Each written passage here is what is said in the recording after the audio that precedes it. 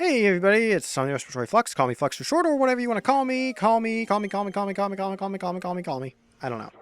I was about to repeat a joke from an earlier LP, and it was stupid anyway. Stupid then, stupid now. Anyway, let's go ahead and check out the enemy base in this area. Bowser Jr.'s Robot Reactor. Sounds intimidating. Probably isn't nearly as intimidating as it sounds. Megaleg's Moon. Well then, that's a big robot. And of course we can't fly directly to it. That would make it too easy. First we gotta stop on this planet with its own little black hole in the middle of it. Armored Goombas is what those are, by the way. And now, this kind of introduces you to the mechanic of leading bullet bills around. Because if you lead a bullet bill into a cage that can be broken, it'll blow up and the cage will break. That'll happen. That'll be important in a lot more places in the game. And what are you doing there, kid? Wahaha! You made it! But I won't even need my dad's help to take care of you! Go at him, Megaleg! Stomp him with the power of your Grand Star! I don't know what voice that was that I just gave him, but I find it hilarious. Not so hilarious, however, is that this robot is very big and can very easily smash us. So let us try and avoid that happening by getting up onto it. This is how you beat the boss. You have to just kind of jump up, climb up its legs,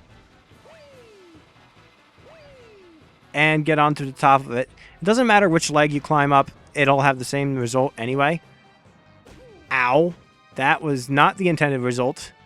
What you're supposed to do is basically the same thing you did before.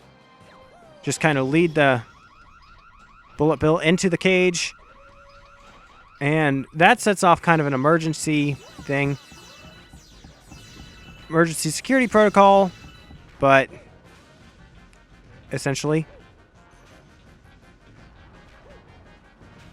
Okay. Getting these things to follow me is proving just a slight bit more difficult than I had hoped. You can actually kind of lead them over and immediately break open the star rather than having to worry about busting down that cage. And opening the Grand Stars thing will basically make the whole robot explode because it no longer has its power source.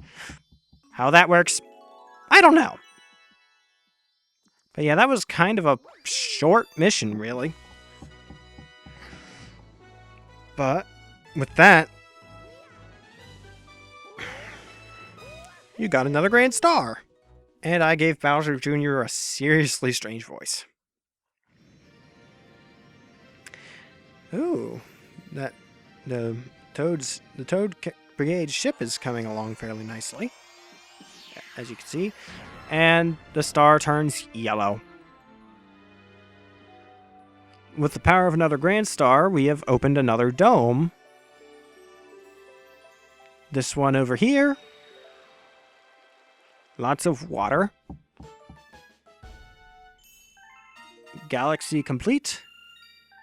You've discovered a new galaxy, or rather two, because you have enough stars to find two galaxies in the next dome. That's just how it is. That ball of flame represents the power of the observatory. We call it the beacon. When you recover a Grand Star, a little star power will be restored, and the beacon will grow. The Comet Observatory can use that power to fly through the universe. Once all the power is restored, we'll even be able to fly to the center of the universe. Oh, the power is on in the new dome. The fountain.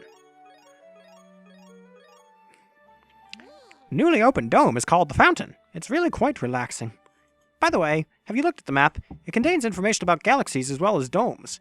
If you forget the location of a dome, don't hesitate to speak with me. Basically, speaking with him will allow, or I think it's a him, I don't know, will allow you to view that map and kind of manage the details. For example, I'll show it off right here because I have a little bit of time. Basically, you can see that galaxy there. And then you hitting the A button to switch. It'll show you the individual galaxies within the domes.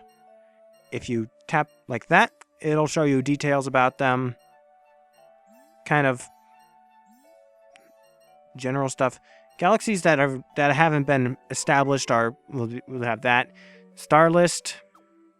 It'll show you galaxies you've done in categories and stuff. Purple galaxies are regular levels. Green ones are grand star levels.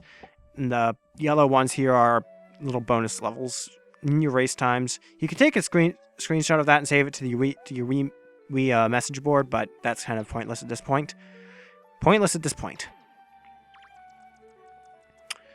But yes. Either way, the power is now on in the fountain over here. You can go to it.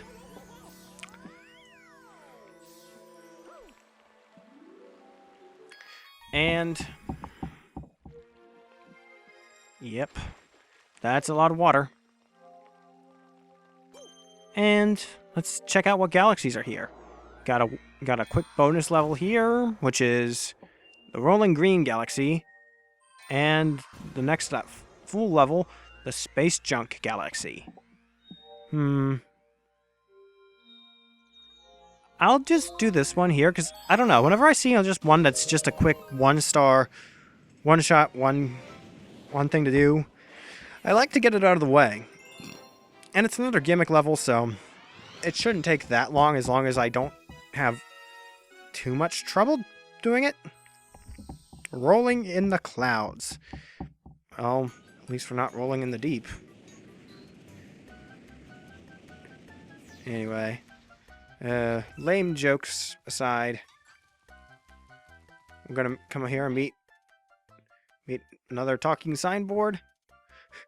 Hey now, if you're thinking about just rolling that ball away, you'd better listen to old Billboard here. I like puns, but seriously. First jump to get on top of the ball. Alright, you're on. Now hold the remote straight up. That's it. That's what we call the basic position.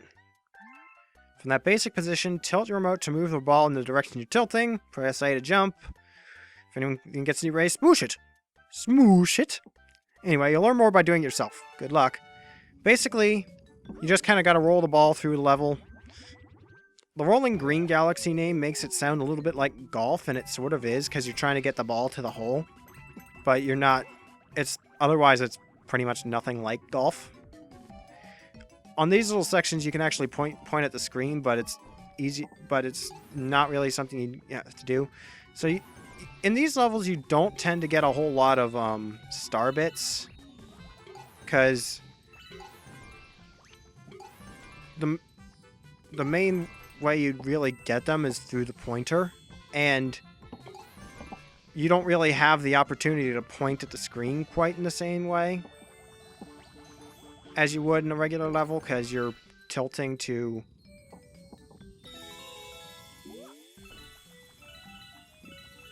follow this.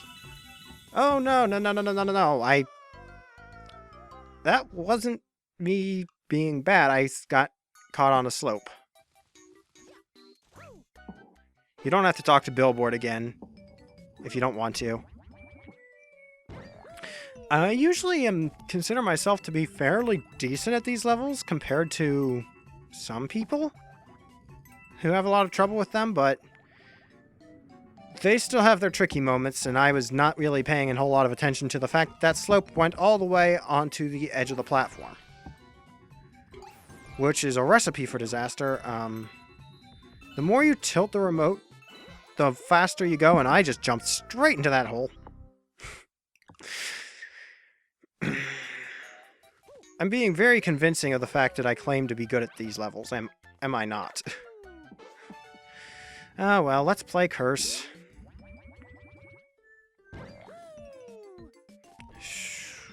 Well, I almost fell off these rails. I don't know if that's even possible to do.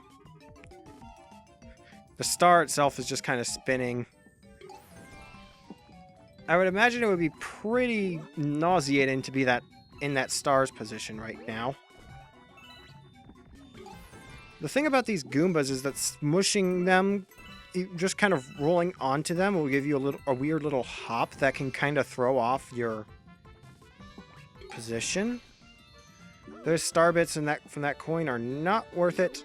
I'm just going to take this way around. And rolling jump. There we go. And seriously, that's it. That's all I had to do, and I messed up right at the end of the level. And the star will break out of the ball when you get it to the right hole and appear on top of the flag. Easy. There's really not much to it. Anyway. That was silly. I could have done that a lot better. Galaxy complete. You've discovered a new galaxy. Save the game. No.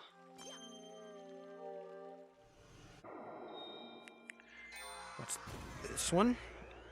The Battle Rock Galaxy. That sounds intimidating. I'll save it for later, and for the last mission today, I believe it'll probably be. I'll just start off the Space Junk Galaxy, because this is a nice little relaxing galaxy. Polestar Path.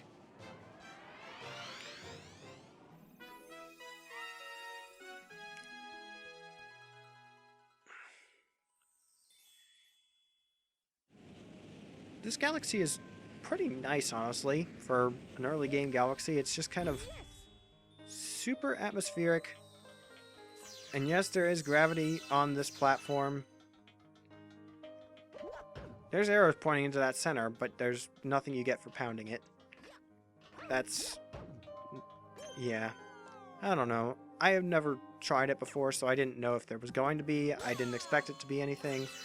If anything, star bits, but really, why would that be a major thing? There's tons of star bits in this level. There's tons of star bits in almost every level. But basically, it's just this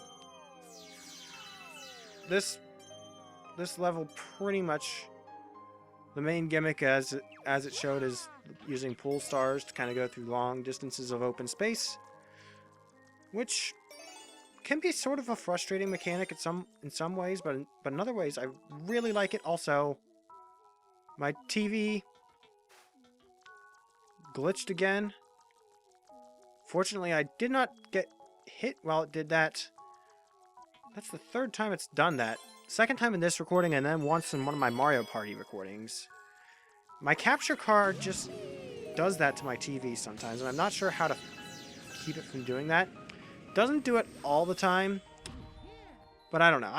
My TV is kind of stupid like that anyway. It'll like the very first recording I tried that I uploaded, I had to upload it on my channel. I had to re-record because my capture card footage glitched because of my TV changing its input settings when I was changing from the Wii menu to the GameCube. So also, this is kind of like Olimar's ship from Pikmin, but not. But yeah, it just kind of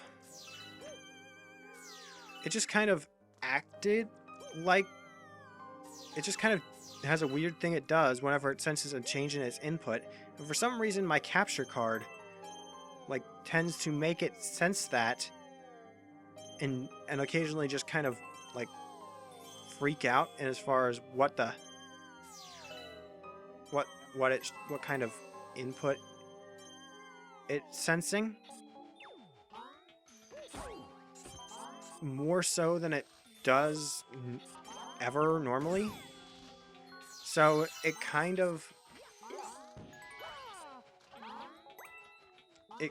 kind of... Ow. Stop it. I don't like you, and you don't like me. We're not even remotely family. And I can't believe I just referenced that. Where'd my glasses go? That's a good question. Where's that confounded power star? Where's that confounded bridge? Please help my other friends. Yes. I will. I will also kill this Goomba for some more star bits. Electromagnetic coils, I think those are what those look like. Anyway. Saving all the toads. We'll bring the leader down in his star's room. Captain, how could you? Where'd my glasses go? Thanks a bunch. Where's that confounded power star? What do you have to say? Da-da-da-da! Mr. Mario! As the brave captain of the Toad Brigade, I've already discovered a shortcut to the power star. Take the sling star at the top of the star shroom. Why were you not trapped in crystal with your friends? You don't sound very brave to me. I don't know. Anyway, this is just kind of... This introduces another kind of gimmick, couple gimmicks, actually. The first one is the platforms going away, and the second is the silver stars. Collecting 5 silver stars will make them kind of merge together into a single gold star. And that's the basis of several missions in this game. They seem to have replaced the Touch 5 secret areas from Super Mario 64 and made it a lot less obscure as to where you're supposed to do what you're supposed to go. Yes, that is how English. That is how you English. Fan-friggin-tastic. These platforms kind of remind me of pizzas. I don't know why. Maybe it's the 8 slices. The red coloring looks like sauce. I don't know. I'm making myself hungry and I already had dinner today. That's brilliant commentary. I don't know what I'm doing anymore. I'm just gonna grab this star, because that's basically what the silver stars are for. They get turned into a star, and you grab it. Let's see how I'm doing on time. Yeah, cutscene. I think we're all right. On time, cutscene, 13 stars. Oh boy. Seems that a prankster comet has appeared somewhere. Prankster comets have very strange effects on galaxies. If you want to learn more about these curious comets, ask the Luma who knows about such things. Well, you know what? I can explain things better. Basically, they assign certain missions that you can't do unless the comet is in orbit, and they kind of come and go. So I tend to like to do the prankster comets when they show up. There's a few different types of comets. This one's a speedy comet, which is why I'm doing it now, rather than... I was about to end the episode because we were coming up a little bit long on time, but I've been making good progress, and I wanted to get this one done, and it's a speedy comet, so Dino Piranha Speedrun. Basically, this makes you redo a mission from the comet, from the galaxy you're in, but faster. Galaxies that have the speed... And also, prankster comets that show up at the different galaxies are always... They're always the same type of comet. So this level will always have a speedy comet, and it will always make you do Dino Piranha mission. The first one. But yeah, you can skip that pretty quickly. Those rocks are turned into chain chomps in the speed run. There are some slight differences, other than the kind of weird tint that the corners of the screen get, which matches the color of the comet. The speedy comets are red, so that's why the screen looks red. It's not just a weird effect from my capture card. Although it wouldn't surprise me if my capture card was doing things like that. No, I'm kidding. It's a pretty expensive, pretty decent quality capture card. I don't know. I don't know why I'm rambling on about my capture card. But anyway, the screen effects are there in the game. And there are different other effects for the different other comets. But basically, you have 4 minutes to do this mission. And so, because it's a a speed run. Like, you have to do it fast. Also, the comet missions tend to be fairly short missions anyway. Some of the ones that are longer tend to be the ones that are more difficult or disliked. Also, oh, ow. Chain Chomps, you are not my friend. You're not my friend, buddy. You're not my buddy, guy. I don't know why I'm referencing South Park. I hate that show. Well, no, I don't hate it, but I just don't care for it. Don't know why I'm saying I have time to do that, but I just felt like it because it was pretty much right there. They're not too fast. And this mission doesn't take all that much time if you race through it. 4 minutes is actually a fairly generous limit. Especially because I think this is going to take us right to the boss, and we still have about 2 minutes to beat it. Yep. I don't know. The comet missions aren't the most. Some of these aren't the most interesting to watch because they're making you do things that were already. I already did this mission in the game. Because it's like I already beat this boss. There's only some slight changes. It's just making you do it fast. In the second game, some of the speedrun comet missions became a lot more interesting in the sense that they kept things a little bit more tense with how they did the time limit. Because I don't know, I'll probably LP Galaxy 2 at some point as well. So you'll see that when I get around to it. Or if you're impatient, then you can watch someone else's LP of it. Nintendo Capri Sun, Super Genius, they both did pretty good LPs of Super Mario Galaxy 2. But yeah, see this? That's pretty quick, easy. He's dead. However, time does not stop when you beat the boss. Time stops when you get the star. So do not just sit around there having beaten the boss and expect to be done because you're not. Yep, that's about that. So, in the next episode, we will go on and check out some more galaxies, more missions in the fountain. We'll probably focus on the Space Junk Galaxy for now. But, yeah.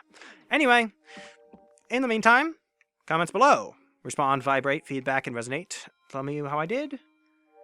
Just say feedback in general, honestly. I can't think of any more funny, gimmicky ways of saying that right now. It's just give me feedback.